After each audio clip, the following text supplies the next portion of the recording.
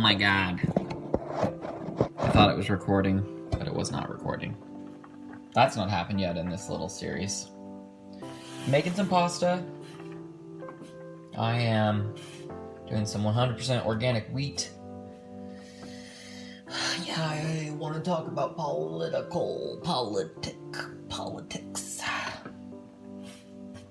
I am a United States dweller and citizen, and I love democracy. I love it. I'm glad to be a participant in it. I know I'm so fortunate.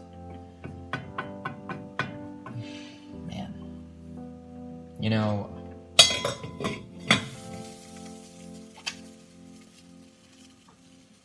the thing that I want to discuss.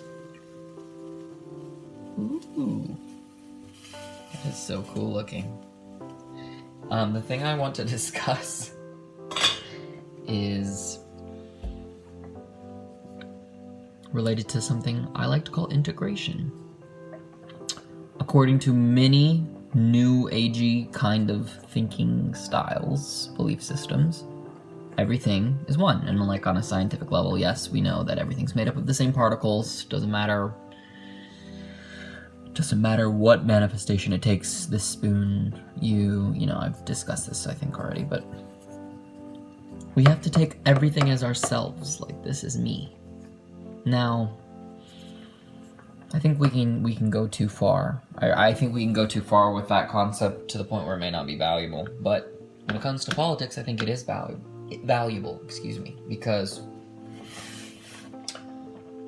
I see a lot of very liberal, democratic people exhibiting the exact same behavior, the antagonistic, the bullying that the other side has, the Republican side.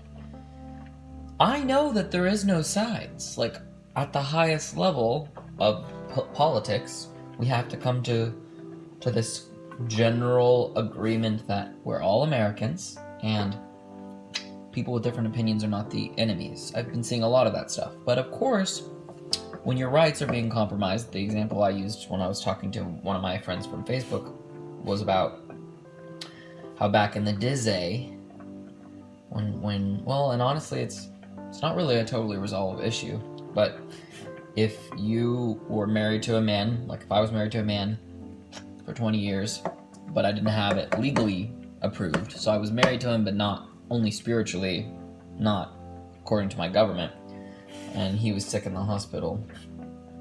Because I'm not married to him, I don't have access to him, maybe during the final moments of his life. So let's not just disagree peacefully there, like obviously reacting with anger, feeling hated. That's a valid emotion. So we can't just make blanket statements. We have to take things one step at a time. In order to make good decisions, we have to be calm. We have to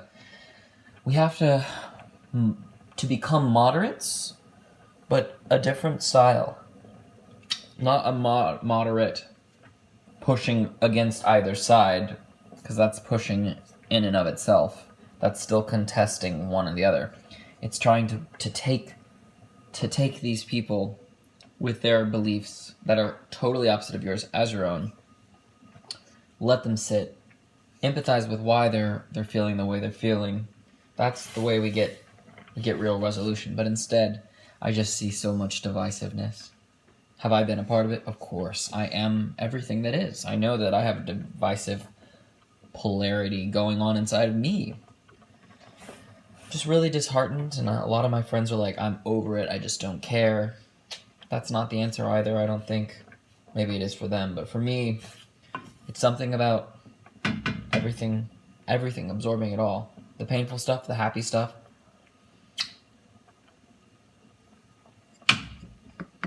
I want some crazy stuff to happen.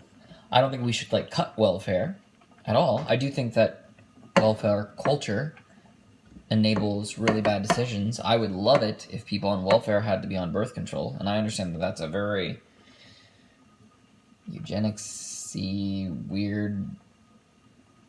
Yeah, I understand, but those kids who grow up with with maybe love, maybe. Like, no child is gonna have a trauma-free existence, but we're already overcrowded on the planet, in my eyes, as it is. Of course, I'm very much stuck in a lack energy, right? So I'm limiting the universe. I'm limiting what it can do, or God, or whatever you want to call it. So I'm trying to work on that, like realizing that there's enough for all of us. But whenever I'm like taking my walk today, picking up some trash by the road, because I'm a beautiful being, and it makes me feel good. Like, just the cars driving by, the exhaust, the beer cans everywhere. This isn't good for the trees. They're part of me too. So, I'm gonna eat this pasta and play